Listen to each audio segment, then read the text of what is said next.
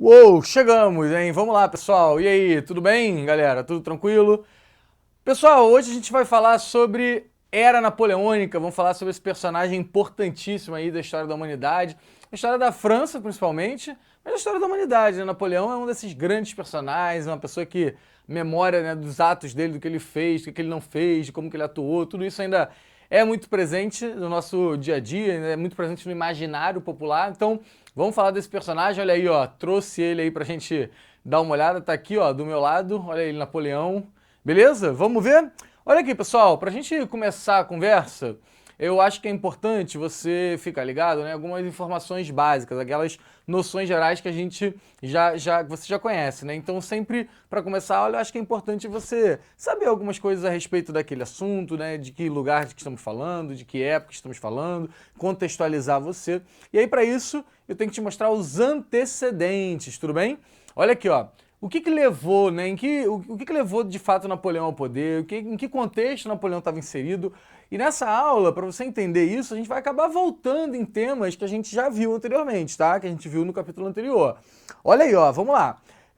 Bom, primeiramente a França estava num cenário de crise, lembra disso? Uma crise econômica, uma crise política, uma crise social, né? O desemprego elevado, inflação, a população passando fome, muitos gastos militares, o monarca, né, o Luís XVI, perdão, o rei absolutista, muito questionado, beleza?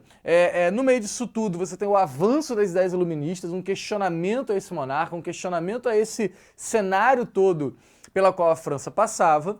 E aí a gente vê que tem início que é a Revolução Francesa, assunto que a gente viu no capítulo anterior, né? Então, de 1789 até 1799, você tem a Revolução Francesa, 10 anos de processo revolucionário. Durante a Revolução Francesa, a gente falou, né? Vou até chegar aqui um pouquinho pro lado que eu estava te atrapalhando. Ó, então, durante a Revolução Francesa, você tem uma disputa, não é isso? A gente tem dois grupos dentro da burguesia, beleza? Dentro da burguesia francesa, você tem pelo menos dois grupos. Um grupo que a gente vai chamar aí de alta burguesia, que são aqueles, né, chamados de girondinos. Os girondinos ou alta burguesia, eles desejam, por exemplo, acabar com os privilégios da nobreza, acabar com os privilégios do clero, eles querem diminuir o poder do monarca, mas eles não querem transformações sociais muito aprofundadas. Diferentemente dos jacobinos, que além de desejarem o fim dos privilégios, além de desejarem o fim da concentração de poderes na mão do rei, também querem promover mudanças mais profundas na sociedade francesa, tá? Então, durante o processo revolucionário, o que a gente vai ver, desculpa, durante o processo revolucionário, o que a gente vai ver é justamente isso, uma disputa entre os girondinos e os jacobinos para ver quem assume, né, o controle, o poder, enfim, o bastão da Revolução Francesa.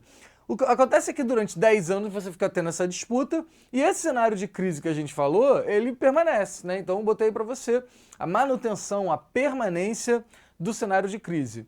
E essa crise também estava rolando fora da França, né? A França estava sendo bombardeada, não, ou melhor, essa crise estava rolando dentro da França pelas questões internas, né, pela questão da revolução, mas também por uma questão que vinha de fora. Você estava tendo nesse momento diversos países fazendo coligações, fazendo alianças para tentar invadir o território francês e acabar com a Revolução Francesa. Dentro desse cenário, quem é que vai se destacar? O exército francês. Então, no meio do caos, o que se destaca na França? O exército francês. Tá? O exército do país vai ganhar muita força, vai ganhar muito protagonismo, porque vai conseguir impedir essas invasões. Tudo isso a gente já falou na aula de Revolução Francesa, só estou te relembrando, tá? Bom, quem era o Napoleão Bonaparte, pessoal? O Napoleão é nada mais, nada menos do que um general desse exército. Um general que ganha muita força, um general que ganha muito prestígio, um general muito jovem, que tinha um carisma, que tinha uma liderança, exercia um poder sobre uma tropa, tá? E aí acaba sendo uma figura que começa a ganhar força dentro da França nesse período. Tudo bem? Então te ambientei, você chegou, você não caiu de paraquedas, agora você sabe de que estamos falando. Vamos dar continuidade aí à nossa aula. Vamos lá, pessoal. Então, olha só, manutenção ainda nessas noções gerais, né? Então, a ascensão política de Napoleão. O que, que vai acontecer, né? Por que, que Napoleão vai chegar ao poder? Como que ele chega? Como é que vai ser isso? Napoleão chega ao poder através de um golpe, chamado golpe do 18 Brumário. 18 Brumário, para quem não tá ligado, 18 Brumário é uma data, tá? Durante a Revolução Francesa, você teve uma mudança no calendário do país, e aí eles mudaram os nomes dos meses e tal, e aí 18 Brumário é uma data, tá? Então no 18 Brumário, Napoleão chegou ao poder na França através de um golpe que ele dá com o apoio da alta burguesia, com o apoio dos girondinos, ou de um grupo dos girondinos, porque ele representa o projeto desses caras, beleza? Qual é a ideia que eles têm na cabeça? Basicamente é a seguinte, olha, a França está há 10 anos num processo revolucionário. A França, antes da Revolução acontecer, ela estava numa situação de muita crise. Durante a Revolução, o bicho pegando, a gente não resolveu essa crise, pelo contrário, a gente aprofundou ainda mais essa crise. Então a gente precisa de alguém que chegue ao poder e que consiga botar as coisas em ordem, entendeu? A gente que consiga acalmar um pouco os ânimos, né, abaixar um pouco essa poeira e fazer as reformas que a França precisa que sejam feitas para que nós, da alta burguesia, para que a gente consiga ter as vantagens que a gente quer, para que a gente consiga impor o nosso modelo, os nossos valores, a nossa ideia de país, entendeu? O Napoleão, ele era um cara visto como um sujeito capaz de fazer isso, porque ele era um cara novo, era um cara bem respeitado, era um cara que tinha carisma, era um cara que tinha apoio popular, entendeu? Era um cara que simbolizava tudo isso que a alta burguesia queria. Então o que acontece? Eles organizam um golpe, articulam um golpe, Napoleão chega ao poder e fica no poder por 16 anos. Tá? A gente vai ver que o período napoleônico, né, a era napoleônica, a gente divide em dois momentos, tá? Você está vendo aqui, ó, dois momentos. Quais são esses momentos, pessoal? Ó, você tem aqui, primeiramente, o consulado, que vamos falar ainda nesse vídeo. O consulado é um período em que Napoleão vai governar com mais dois sujeitos, tá? Eles três formam o consulado, ele vai ser o principal cônsul, mas ele ainda governa com mais dois caras. É um primeiro período, é mais rápido, dura 5 anos.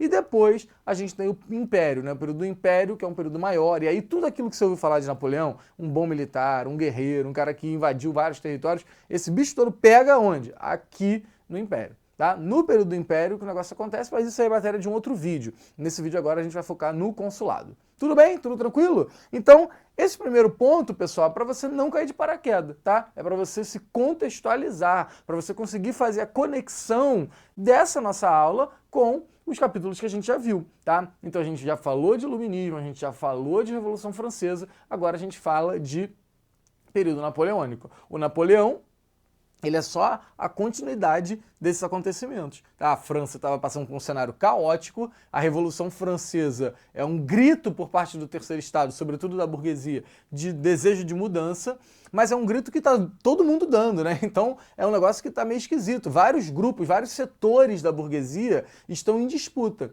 Isso não ajuda, pelo contrário, a situação de crise que existia antes da Revolução começar, passam 10 anos e ela não melhora, pelo contrário, ela só vai se aprofundando, só vai ficando pior. O Napoleão, então, ele é visto como um salvador, ele é o cara que vai chegar e, pela força que ele tem, pela moral que ele tem, pelo carisma que ele tem, pelo prestígio que ele tem, ele vai conseguir acalmar os ânimos e vai conseguir colocar a França num caminho de maior tranquilidade e estabilidade. Tudo bem? É mais ou menos isso. Bom, vamos falar do consulado, então, esse primeiro momento do período, né, da era napoleônica. Vamos ver o que foi o período do consulado. Vem aqui comigo, ó. Primeiramente, foi aquilo que eu acabei de falar, é o período em que Napoleão dividia o governo com outros dois cônsules, tá? O consulado era esse órgão que eles três comandavam, né? Então, não sei se tá legal. Aqui, ó. Aqui. Então você tinha 3 cônsules, o Napoleão era o principal, ele era a cabeça desse grupo, mas ele não era o único, ele não governava sozinho, tá? Isso vai ser só no Império, quando ele vai ser o imperador, beleza?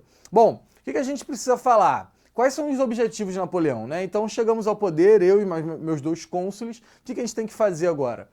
Bom, basicamente 2 coisas. Estabilizar as relações internacionais, acabar com as guerras. Nenhum país em guerra consegue ter tranquilidade para fazer o que precisa ser feito. Então a primeira coisa que tem que ser feita é o quê? Fazer acordos de paz, conseguir equilibrar um pouco as coisas para respirar, para a gente impedir que essas tentativas de invasão continuem acontecendo. Então, esse é o primeiro ponto. Segundo ponto, reorganização do Estado francês. 10 anos de revolução, um rei guilhotinado em praça pública, um monte de gente que fugiu, a Igreja Católica brigada com todo mundo. Gente, a gente precisa reorganizar essa coisa aqui, tá? Então a gente precisa equilibrar a economia, equilibrar as finanças, a gente precisa parar de fazer guerra, a gente precisa convocar a população para comprar esse projeto dessa nova França. É basicamente isso.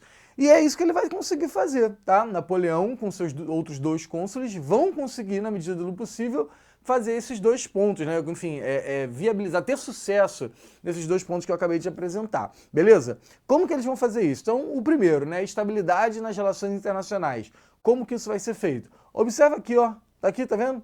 Política externa. O que a gente vai ver da política externa que Napoleão vai fazer, galera? Presta atenção. Primeiro, ele vai derrotar alguns adversários, então alguns adversários vão tentar invadir a França e Napoleão vai conseguir derrotá-los, isso é um ponto importante. Agora, é fundamental você entender que ele vai assinar acordos de paz, tá? Assina acordos de paz com a Inglaterra, que logo depois ele descumpre, mas no primeiro momento ele assina, tá? Ele vai se reaproximar da Igreja Católica, ele vai assinar acordo de paz com a Áustria, ou seja, Inglaterra e Áustria, que eram das maiores inimigas que a França tinha durante o período da Revolução, que queriam invadir, que buscavam, né, enfim, eram rivais mesmo de fato da França. Nesse primeiro momento, depois o negócio muda, mas nesse primeiro momento, o que você percebe? Que eles estão costurando um acordo de paz, tá? Então ele está conseguindo acalmar um pouco as coisas, está se reaproximando da Igreja Católica, está conseguindo acordos de paz com países inimigos, ele está conseguindo fazer justamente isso que a gente acabou de ver aqui, ó, e estabilidade nas relações internacionais. Ele está conseguindo acalmar um pouco os ânimos para botar a casa em ordem. Tudo bem? Tranquilo? Agora vamos para a segunda parte. Falei para você que ele queria reorganizar o Estado francês.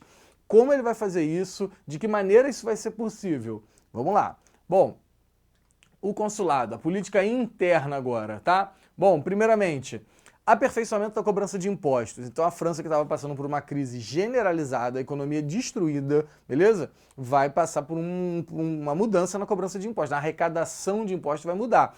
Por exemplo, aquele papo de que clero e nobreza não pagam imposto, meu irmão, esquece, acabou. Tá? Agora, imposto para todo mundo, um imposto mais bem cobrado, um imposto mais justo. Então isso já ajuda a França a se recuperar economicamente, beleza? Mais coisa, criação do Banco da França. Agora a França tem um banco público para, né, investir dinheiro naquelas atividades que o governo vai apoiar. Se o Napoleão é um sujeito que representa os interesses da alta burguesia, o que ele vai acabar apoiando, pessoal? Atividades econômicas promovidas pela alta burguesia, tudo bem? Como que ele vai fazer isso? Aqui, ó, incentivo às manufaturas e também incentivo às indústrias, atividade industrial. Lembra, a Inglaterra já tinha feito a Revolução Industrial, a França está correndo atrás. Então Napoleão chegou ao poder, ele representa os interesses, ele representa a vitória do projeto da alta burguesia, o projeto girondino, então ele começa a usar o Estado para viabilizar esses projetos, para viabilizar essas propostas. Exemplo disso está aqui. Eu aperfeiçoo a cobrança de impostos, eu tiro a França da crise econômica, eu crio um banco para botar dinheiro nessa atividade, eu incentivo, eu libero crédito, eu facilito o desenvolvimento das manufaturas e da industrialização. Tudo bem? São formas que o Estado tem de conseguir fazer com que um projeto defendido por esse Estado vá para frente. Tudo bem ou não, gente? Tudo certo? Tudo tranquilo? Mais coisas que Napoleão vai fazer na tentativa de reorganizar a situação na França que estava caótica. Olha aí, ó. Reforma do sistema educacional. Napoleão vai criar os liceus, né? Vai ser uma primeira, meio que uma prévia de uma experiência de ensino público, tá? Uma educação mais voltada aos valores laicos, aos valores iluministas, não mais uma educação marcada pela igreja, pelos valores religiosos. Então olha aí, ó, um pouco da influência iluminista na maneira como Napoleão está conduzindo o início do seu governo. Outra coisa, distribuição de terras. Napoleão vai promover algo parecido com uma reforma agrária. Não uma reforma agrária geral, mas ele vai distribuir terras, né, grandes propriedades de terra para os camponeses, o que vai garantir a ele muito apoio. Tudo bem? E ele vai criar, e aí é o ponto mais importante, por isso que eu vou até destacar ele aqui para você, ó, chamado Código Civil Napoleônico, tá? Código Civil Napoleônico é um conjunto de leis feitas pelo Napoleão, que é nada mais, nada menos do que a consolidação do projeto da burguesia, tá? Então ali, nesse código, ele vai reafirmar coisas que já tinham sido feitas, por exemplo, na Declaração Universal dos Direitos do Homem e do Cidadão, lá do início da Revolução Francesa. Ele vai falar da garantia da propriedade privada, da garantia do casamento civil, da garantia da igualdade jurídica, de você não ter mais um grupo social com privilégios e outro não, um grupo sendo julgado de uma forma e outro não. Isso acabou. Agora você tem uma sociedade igualitária no sentido jurídico, não econômico, mas no sentido jurídico, tá? E a propriedade privada sendo garantida como algo que, né, enfim, pertence a todo mundo, é um direito de todo mundo ter a sua propriedade privada. Tudo bem?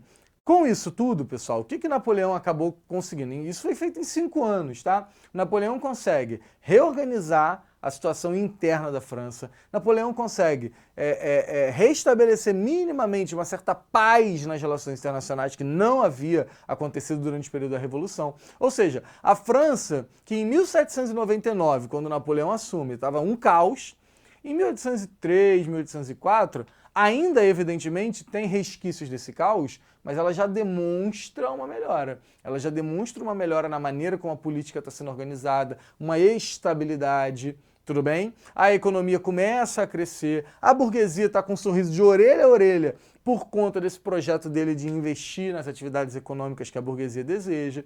Ou seja, Napoleão está conseguindo apoios, consegue apoios da burguesia, consegue apoio do trabalhador urbano, consegue apoio do povão, porque ele acaba de fazer também um processo ali de distribuição de terras. Ou seja, com esse amplo apoio popular que Napoleão começa a ter, ele vai fazer um plebiscito. Plebiscito é uma consulta popular. É assim, o governo quer saber o que o povo pensa sobre isso.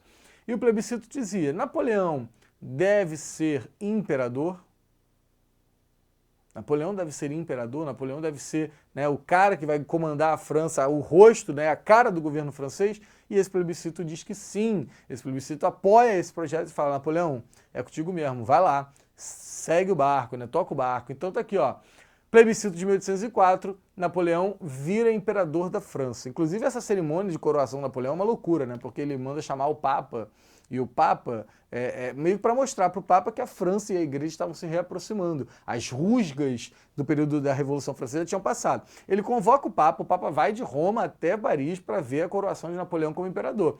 Só que havia uma tradição, nas monarquias europeias, né, principalmente na monarquia francesa, de que numa cerimônia de coroação, o Papa pegava a coroa e colocava na cabeça do sujeito, como uma forma de demonstrar o seguinte: olha, a Igreja Católica está legitimando o seu poder, beleza? O Deus está legitimando o seu poder, entendeu? Era mais ou menos isso, né? Então a Igreja, que representa Deus aqui na Terra, está garantindo a você, está abençoando o seu poder, está falando que você pode ser o imperador, né? Está dizendo ok para você ser o imperador. Isso é uma tradição de mais de 1000 anos. Quando Napoleão chama o Papa para a cerimônia, muito mais de tentar mostrar uma reaproximação, todo mundo achava que ia ter esse papo, né, do imperador chegar lá e ser coroado pelo Papa. Só que nada disso aconteceu. O Papa ficou numa galeria, né, numa varanda, num balcão assim mais afastado, e a cerimônia rolou lá embaixo mesmo no meio da catedral, e o Napoleão pegou a coroa, ele mesmo, e ele colocou a coroa na cabeça dele e na cabeça de sua esposa, Josefina. Ou seja, olha, eu não preciso da igreja para governar. Eu até quero a igreja, porque ter o apoio da igreja é bom, né? Ter a igreja como inimiga é ruim, então eu chamei o Papa para mostrar que eu não tenho problema nenhum com ele. Agora, aquela história que existia antes do rei precisar do apoio da igreja, do reconhecimento da igreja, né? Da legitimação da igreja para governar, comigo não vai rolar. Então eu me basto, eu pego a coroa e eu coloco na minha cabeça mesmo. Tudo bem, gente? Tudo tranquilo? Beleza? Assim a gente começou a falar do período napoleônico, agora a gente encerra esse vídeo por aqui. No próximo a gente fala um pouquinho sobre o Império. Valeu? Um abraço, um beijão. Até a próxima. Tchau, tchau.